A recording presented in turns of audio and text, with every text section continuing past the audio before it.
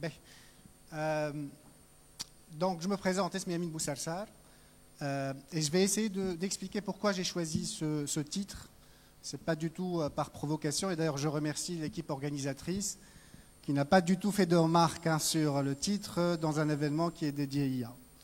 Donc, ma découverte IA, je l'ai fait félénite dans un cours en 2001, chez Madame Amel Grissa, si vous nous regardez, toutes mes salutations.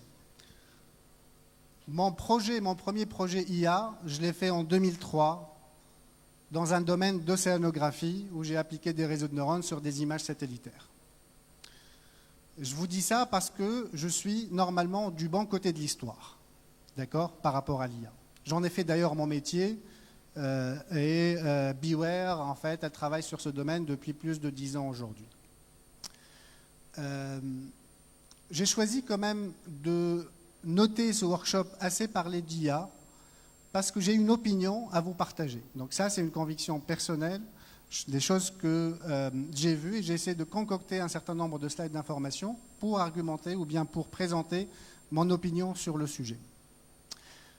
Le deuxième constat que j'ai remarqué aussi pendant justement ma carrière professionnelle de plus de 20 ans, c'est que je trouve qu'il y a une confusion kbira quand je parle avec mes clients, mes prospects, en tout cas les personnes qui ne sont pas forcément spécialistes dans ce domaine. Et je les comprends parfaitement. Il y a énormément de thématiques technico-techniques que les personnes du business ont forcément du mal à cerner. Et rassurez-vous, en fait, ceux qui ne sont pas spécialistes, d'ailleurs le TDS est fait principalement pour vous, et je crois que vous avez eu la chance dans ce TDS d'avoir beaucoup de workshops et de conférences qui structurent un peu les terminologies, notamment par rapport à l'IA. Alors ce constat, je ne suis pas le seul à le partager. Et d'ailleurs, une autre anecdote personnelle, j'essaie un peu de... Hamza a dit raconter des histoires et j'essaie de faire mon storytelling, c'est que ce qui est aussi personnel par rapport à moi, c'est que pendant 20 ans, j'ai eu du mal à expliquer mon métier à mes amis et à mon entourage. Je vous assure, hein. C'est-à-dire qu'il y a des amis, c'est mes meilleurs amis, ils croient les Amin, d'accord, alors que je suis sur le domaine depuis 20 ans. Et par miracle, depuis 2-3 ans, ça devient tout à fait naturel pour eux et ils comprennent parfaitement, je veux dire, big data, intelligence artificielle. Bah oui, bah c'est normal, oui, on comprend. Donc encore une fois, je suis normalement du bon côté de l'histoire. Sauf que, pas uniquement moi, mais il y a aussi d'autres personnes, et d'ailleurs je ne sais pas si dans la salle vous connaissez ce monsieur, Shkoun Yarf, la personne qui est sur l'image, sur le slide. Levez la main s'il vous plaît. Alors, Luc Julia, c'est un senior vice-président et directeur technique Samsung Electronics. Il a participé à Siri. Vous connaissez la reconnaissance vocale de Siri. Il est aujourd'hui à la tête d'une entreprise qui est leader en reconnaissance vocale. Et à 9 ans, il a construit un robot pour faire son lit. Alors celui-là, moi, il est de bon côté. Il a fait l'histoire de ce que je suis en train de raconter, n'est-ce pas? Et en 2020, je me rappelle très bien parce que c'était vraiment mon dernier voyage avant Covid, j'ai assisté à la conférence qui a été animée par Luc Julia et qui présentait son livre. Et devinez le livre. Quel est l'intitulé du livre?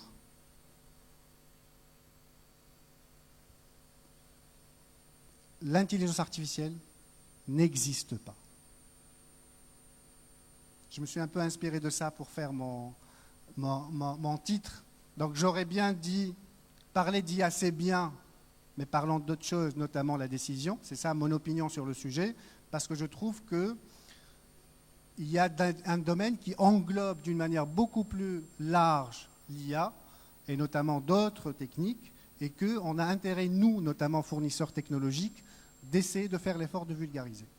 Et donc, en 2 mots, Luc Julia, qu'est-ce qu'il voulait dire par l'intelligence artificielle n'existe pas? En fait, il expliquait tout simplement que l'intelligence artificielle qui promettait que des robots vont remplacer l'homme, la promesse que l'intelligence artificielle allait simuler ou remplacer ou imiter l'intelligence humaine est complètement, en tout cas, ce n'est pas une réalité. Ce qu'on a aujourd'hui, qui marche, et qui marche très très bien, d'accord, il faut faire très très attention. Je ne suis pas en train de dire que l'IA, telle qu'on la voit aujourd'hui, elle ne fait pas de progrès. Mais l'IA qui existe aujourd'hui, c'est ce qu'on appelle l'IA spécialisée. Donc, dans un contexte précis, tout à l'heure, on a parlé d'IA qui est dans le domaine de la prédiction, par exemple de la maintenance prédictive, ou bien dans l'imagerie médicale, ou bien dans le domaine de l'énergie, où on fait de l'optimisation d'énergie, ceci marche super bien. D'accord ? Par contre, l'IA générale, qu'on appelle nous générale, et je vais essayer de ne pas utiliser des termes qui sont super techniques, parce que aussi c'est la promesse de ma présentation, cette IA-là, on est extrêmement loin de ça. Hier, j'ai assisté à la conférence de Sianis Rice. Il a rappelé Blue Deep et Blue Mind. Et en fait, la machine, vous vous rappelez la machine qui a battu Kasparov aux échecs. On arrive à faire des supercalculateurs qui surpassent le meilleur joueur d'échecs dans le monde. Ça, c'est du spécialisé. Mais Kasparov ne fait pas que jouer de l'échec. Et heureusement pour lui, d'ailleurs. Et si on veut justement simuler tout ce que fait Kasparov, il nous faut des centaines, voire des milliers d'IA spécialisées qu'on va probablement trimballer, je ne sais pas comment. Mais en tout cas, cette IA générale, elle est loin de la réalité, en tout cas de la réalité que nous voyons, nous, professionnels du métier, sur le terrain. L'IA spécialisée, elle existe depuis bien longtemps. Et je vais, dans le slide suivant, essayer de rappeler cela très rapidement. Le deuxième exemple qu'a donné Luc Julia, et je vais passer à mon slide suivant, c'est que la voiture autonome, c'est une excellente prouesse en termes d'IA, n'est-ce pas? Vous êtes tous d'accord? Eh bien, la 5e génération, qui est censée vraiment être la voiture autonome qui va être déployée, les constructeurs même disent que ça va être très difficile d'arriver à cette 5e génération. Et je vous donne, il donne, en fait, c'est pas moi, mais lui, il donnait l'exemple. Imaginez cette voiture autonome,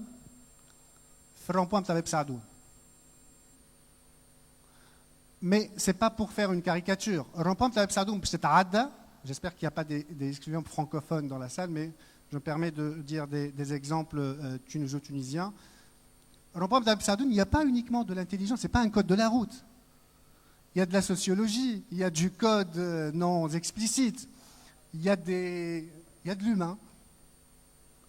Et on ne voit pas cette voiture autonome être déployée. Du moins, moi, je suis convaincu que je ne vais pas la voir, peut-être, je ne sais pas, d'autres générations, mais en tout cas, pas de mon vivant. Ça, c'est une conviction personnelle, encore une fois, c'est une opinion. Je ne suis pas en train de partager de la science exacte. L'intelligence artificielle, j'ai bien retenu cette date, c'est la date de notre indépendance. L'intelligence artificielle réellement un peu même avant, mais officiellement, c'est à partir de 1956. Ce qui a permis à l'IA spécialisée, dont je parle aujourd'hui, de réellement trouver des champs d'application multiples aujourd'hui, c'est finalement d'autres évolutions. Et ici, je nomme quelques-unes. Quand je parle de smartphone, de social media, de cloud computing, de big data, du nombre de data, c'est ça qui fait que l'IA aujourd'hui arrive à donner des choses qui sont très très intéressantes. Encore une fois, l'IA spécialisée.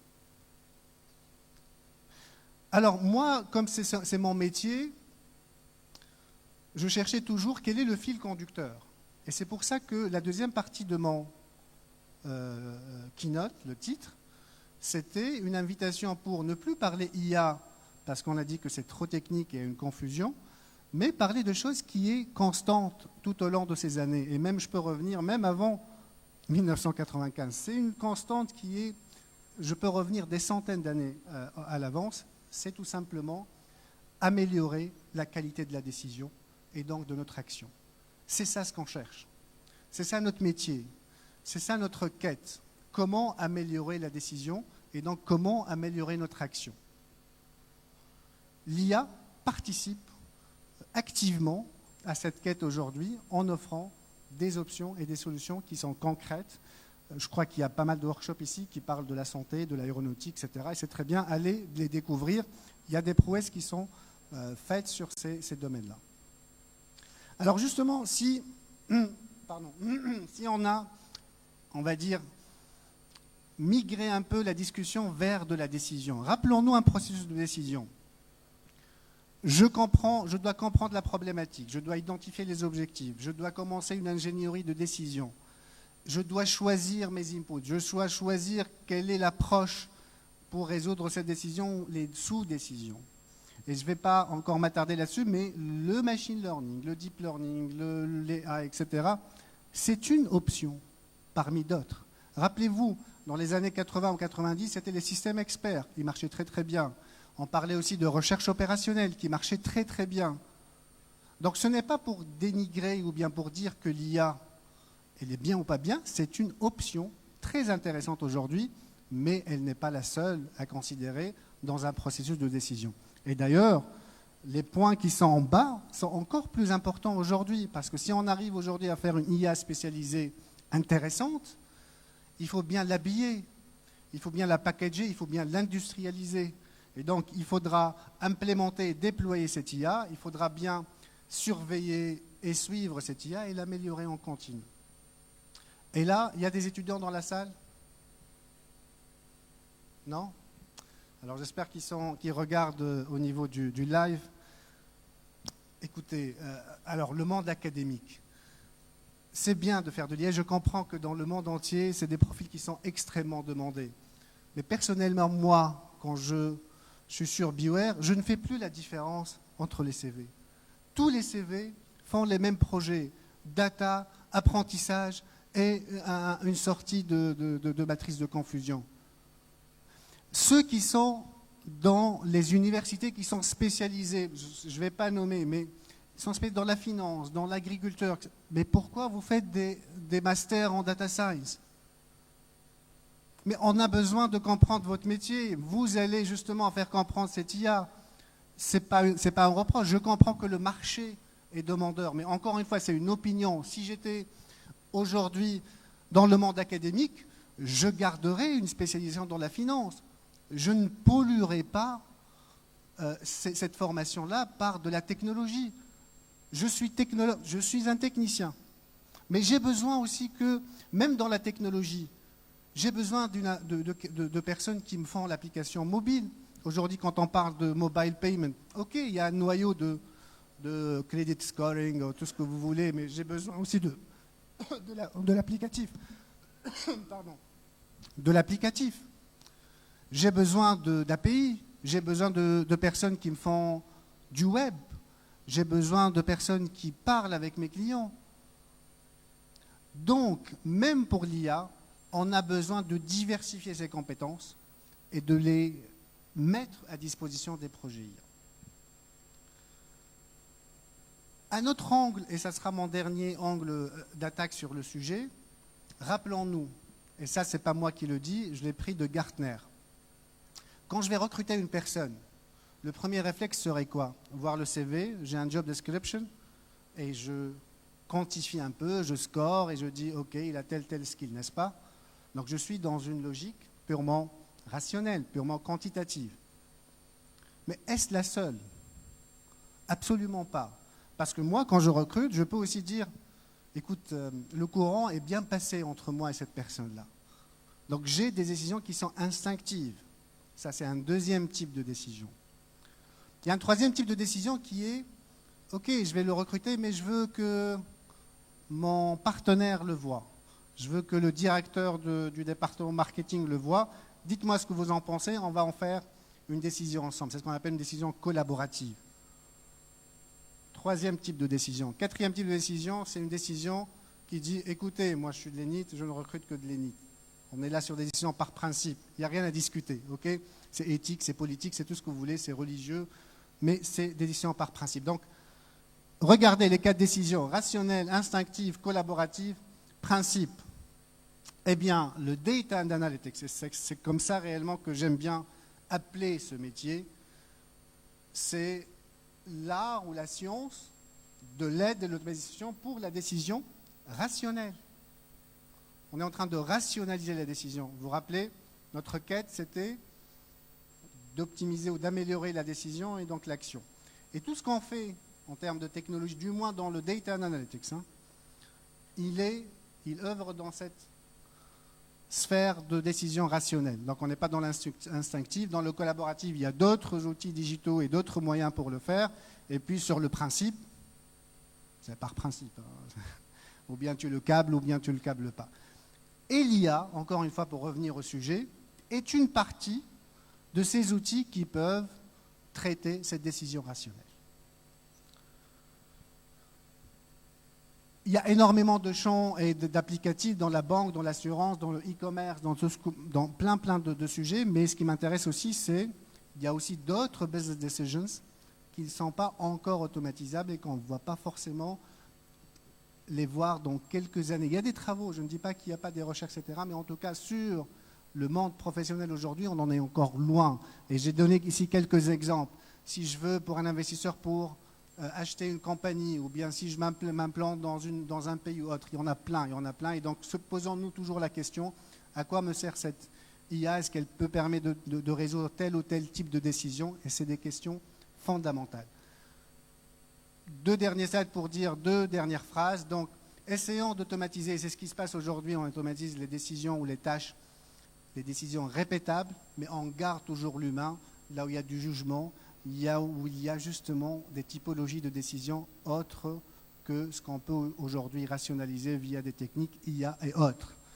Et puis, gardez en l'esprit que l'IA spécialisée d'aujourd'hui, d'accord, contextualisée, elle peut être une option très intéressante, mais en aucun cas, c'est l'option unique qui est gagnante à tous les coups.